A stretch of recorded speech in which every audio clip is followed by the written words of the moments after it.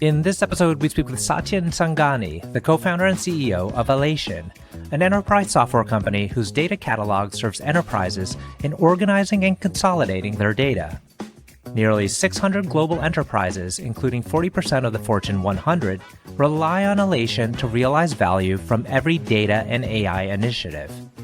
Alation is backed by Thoma Bravo, Riverwood Capital, Salesforce Ventures, and other notable investors. Since 2012, Satyen and his team have been passionate about helping enterprises create thriving data cultures where anyone can find, understand, and trust data. Prior to founding Alation, Satyen spent a decade at Oracle, where he managed the financial services warehousing and performance management business. I'm your host, RJ Lumba. We hope you enjoy the show. If you like the episode, click to follow. RJ Lumba is the managing partner of GrowthCap and the executive chairman of Market Insight Media. He is the host of Growth Investor, a podcast featuring today's best investors, executives, and founders. In the minutes ahead, we'll uncover insights and strategies for accelerating growth and succeeding in business. Satyen, thank you so much for taking the time to chat with us today. It's a delight to be with you. Great to be here, RJ. Thank you for having me. I'm always interested in understanding kind of the thought process for someone who starts out their career in investment banking and eventually makes it to entrepreneurship. And I ask that question because it's not many that decide to depart from, I'd say, a more traditional finance path or corporate path to become an entrepreneur. Did you always have an inkling that you would eventually found your own company? Really the opposite. My father was an entrepreneur and he had a lot of success as I was growing up, and then correspondingly had an incredible amount of failure as I was growing up even more in high school. And that was kind of a traumatic event for me. Like, I did not want to be an entrepreneur. It was not even part of my psyche. There were probably two reasons why I went into banking. I think the first was that I just had a more analytically oriented mindset, studied economics, and loved to study and just like understand the world around me. And so I think, being in banking or consulting sort of gave you that path, and it was a good first job. But honestly, the other piece of it was just like the income and the security. Like, I really wanted to just have a job that would just pay me and like allow me not to feel insecure about money. And so a big part of it was really achieving that level of security and having something safe.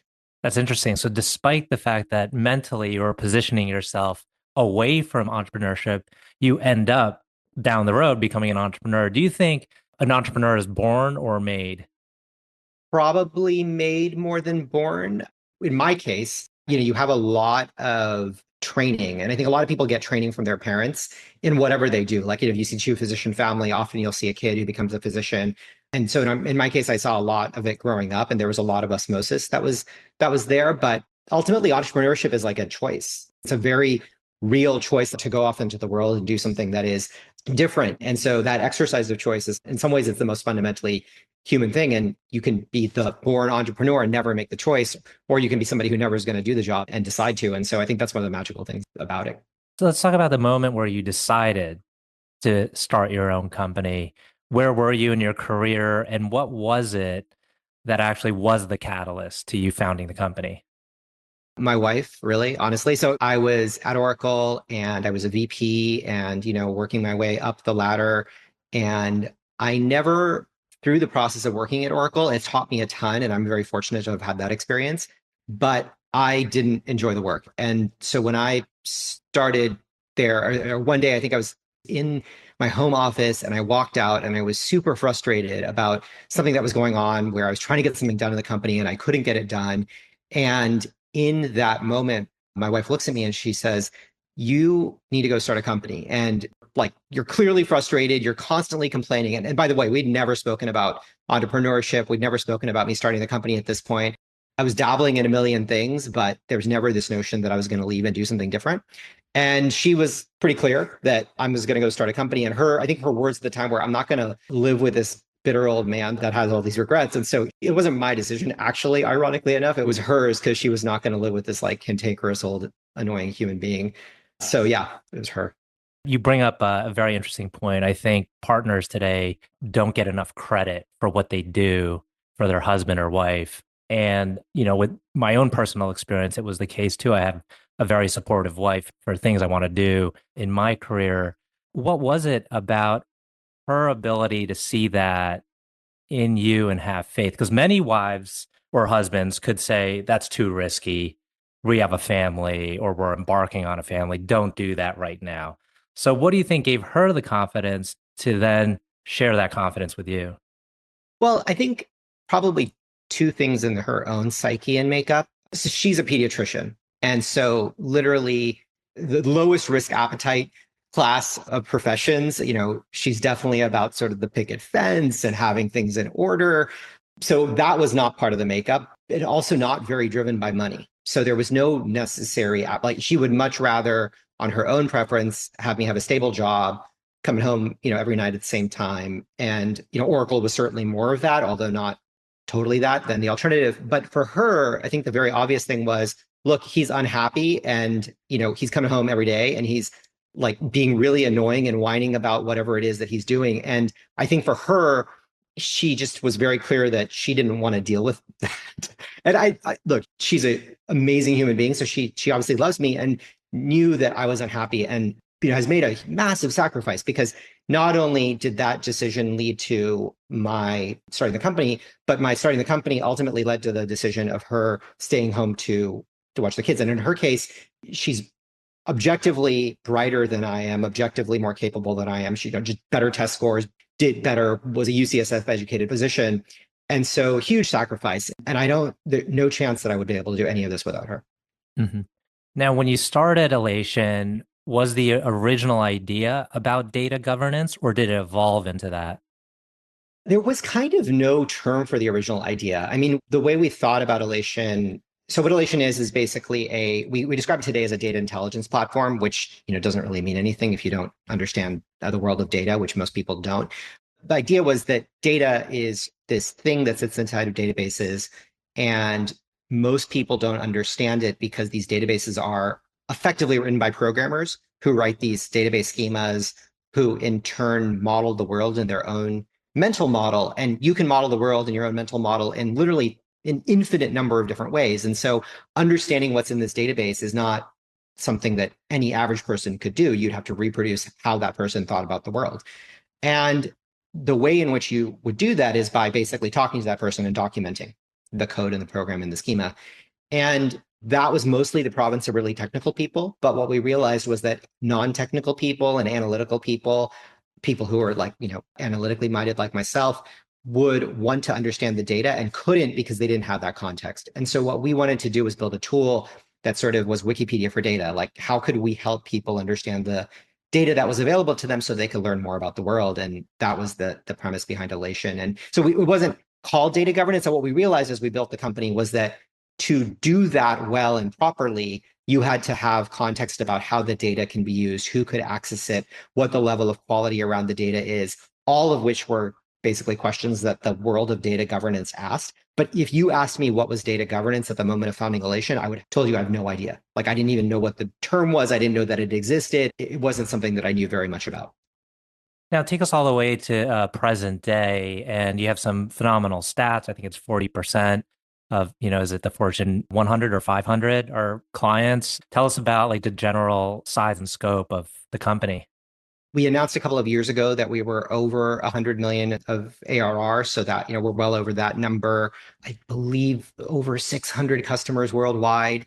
We have customers, I think, in 35 different companies, employees in as many companies, over 500 employees also worldwide. So it's a big company. I think the revenue number is obviously the one that we don't disclose as deeply, but it's the one that we're the most proud of because ultimately that's about what we produce in the world, even though yes, that's what we get from our customers. It's the value that I think proxies what we do. And, that's obviously super exciting.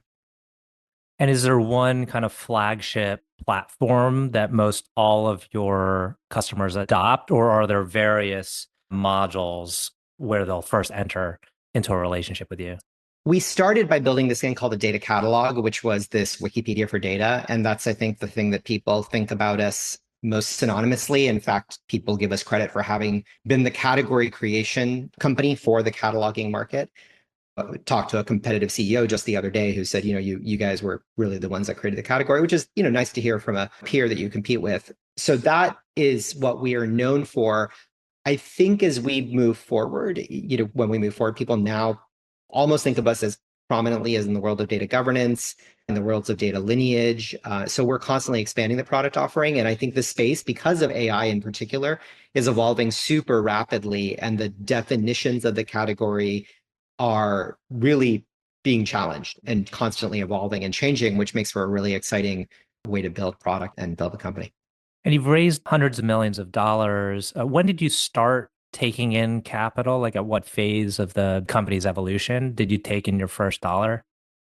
We founded the company in December 2012. Our first round of capital was a seed round, which we raised from both institutional and individual investors. And that was a $3 million round in April of 2013. Mm-hmm. And then went another year before raising our Series A, which was another $6 million. And then in 2015, actually publicly launched the company. And then after that, raised our Series B, I believe, in 2017. And then our Series C in 2018. And then I think our D was in 21 and E was in 22. The letters just keep on going. And, my hope is that we don't have any more letters. With each letter, there was a bigger round, more or less. And I assume you have to really think strategically at each of those stages. Reflect on that for us. Like, how have you been able to kind of keep up the pace of growth, the pace of scaling? Does it get harder and harder because you're taking in more and more capital? It doesn't get easier, for sure. I mean, there's this running joke that my wife and I have where before the Series A, I'd say, honey, like just look, once we get to the Series A, it's all going to get better. It's all going to get so much easier. And then, of course, the Series A comes and like, I'm just running faster. And then you get to the Series B and it's like all going to get easier. And it never really gets easier. I mean, even though you have more resources, of course, your challenges are bigger. Every quarter, we're now adding in ARR, we're adding the equivalent of the entire company that we had in 2017 or 2018 or 2019. And so you get to these numbers that are just massive and therefore you have to be equivalently scaled. And so there's always problems to solve. And that's kind of the joy and the pain of being an entrepreneur, that it just like you're always fighting, you're always having to compete, you're always having to do more. One question I love asking people who are scaling is, what would you say your hit rate is on bringing in key talent? 66%. Fascinating. That is roughly what people say is around 60, 50, some 50 on the low end, 60 more often. What do you look for? I'm probably worse at it than I think I am. I mean, it is the number one hardest thing that I do. Just all of the people, knowing when somebody's great in a job, knowing when they're no longer great in the job, knowing how to transition them into the right job. I mean, that and market selection are effectively the two most important capabilities. Like those two things, I spend so much of my time doing those two things. Do you think there's a way to interviews to increase the probabilities of success? Yeah, for sure. For sure. There are, and I wish I were better at it. I think there are people who are much more methodical, thoughtful people. I do think you learn a lot over time through experience and instinct. And so much of hiring is not just about knowing the person, but about also knowing yourself. And what will work with you, what will work with the group, what will work within the culture of the company. Because there are amazing people who won't necessarily work at Alation today that might have worked at Alation 5 years ago, or who might work at Alation 5 years from now. And that alchemy is really hard. So a lot of it, I think, actually does boil down to self-awareness and self-insight. And also it boils down to knowing the other person and what they're capable of. And of course, you can have incomplete knowledge of yourself, and you can also have incomplete knowledge of other people. So that's the dance that's so hard. How much of the company's culture is a reflection of you? So the conventional wisdom around that is that the founder sets culture, that the founder is the person that sort of sets the culture of the company. I think that's true, but it's a distortion in the sense that there are things that are fundamentally you that when you expand them to organizations might warp and change and become something that's different and separate from you. It's like I'm a ripple in a pond. Like you sort of start it, but the way in which it sort of pools out might be a little bit different.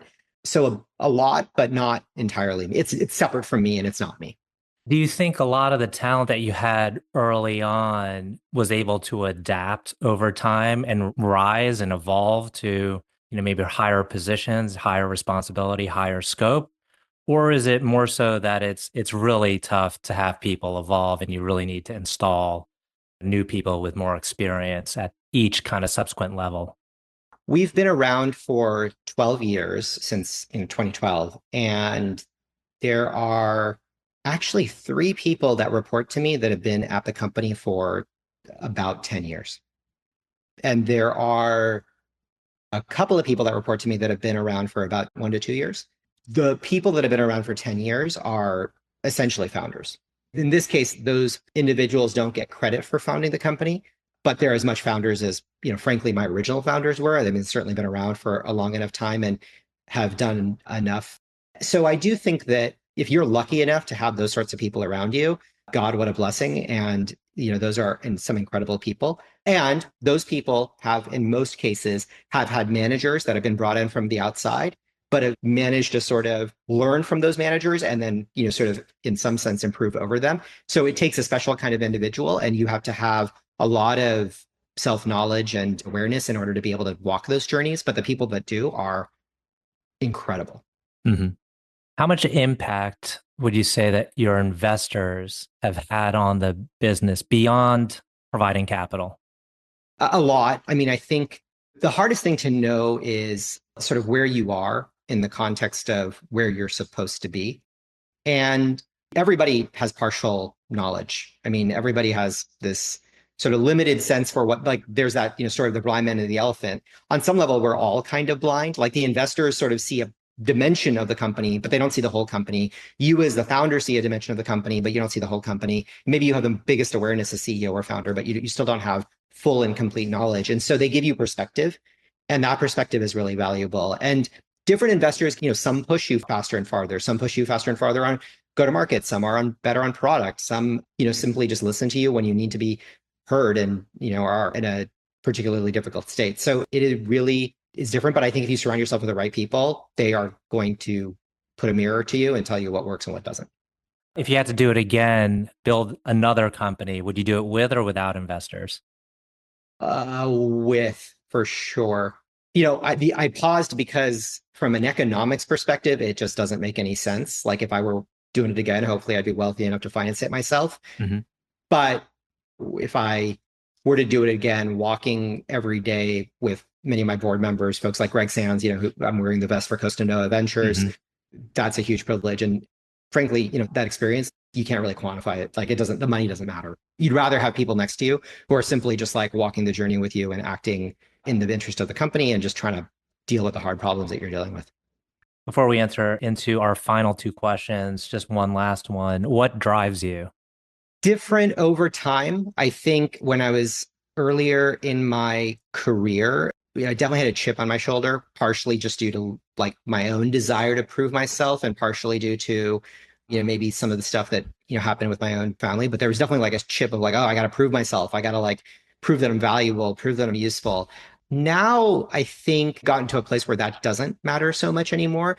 And what I mostly care about is both solving interesting and hard problems and kind of waking up every day and being able to just keep myself stimulated and intellectually driven and moving forward, and then impacting the lives of other people, whether that's my customers or my employees or my investors. And those are the two things. And, like I think, look, like everybody, you want recognition, you want financial rewards, but those things are all kind of finite. I mean, there's always somebody more famous, there's always somebody with more money, and you can always consume a million things. And so at some point, you kind of have to have satisfaction in the moment. Fantastic. Last two questions. One is, can you tell us about a person who has had a profound influence on you? I talked about my wife. Why don't I talk about my mom? Like, I think everybody's parents impact them incredibly much. My mother is just this incredible human being who, obviously through the early part of my life, just constantly gave, like was always there to wake up earlier, make food, care for me. Like, she would like, obviously being a young Indian boy, just like gave me this unnatural confidence that was probably undeserved and would feed me constantly. And then, later in life, I think just has become the model of somebody who I would like to become when I grow older. Just super happy, super generous, very at peace in the moment. And those are all things that I would aspire to be. Last question. Can you tell us about a charity, cause, or other endeavor that you're passionate about? So many. This is not one that I'm directly involved with, but my wife and so my son has food allergies. He's got allergies to mustard, sesame, a whole bunch of nuts, cashews and pistachios, and weird things like kiwi. And our food supply has massively been corrupted. And whether that food supply is leading to genetic changes that are causing the food allergies, or whether it's the food supply itself, we just don't know. And the trends are fairly alarming. So food allergies are something that I care a ton about. And Jigna, my wife, obviously as a pediatrician, has gotten a lot more involved in both the advocacy side of it, where we need to do better work in labeling, but there's also an entire research side in order to both find cures, but also find causes, and just understanding how we can get on top of that and not have our bodies work against ourselves, because it's an allergic and autoimmune response is something that we ought to do, because we don't need a whole bunch of people walking around rejecting the food that nourishes them. Well, Satyen, I want to thank you again for taking the time to chat with us today. This has been a wonderful conversation. Thanks for having me, RJ.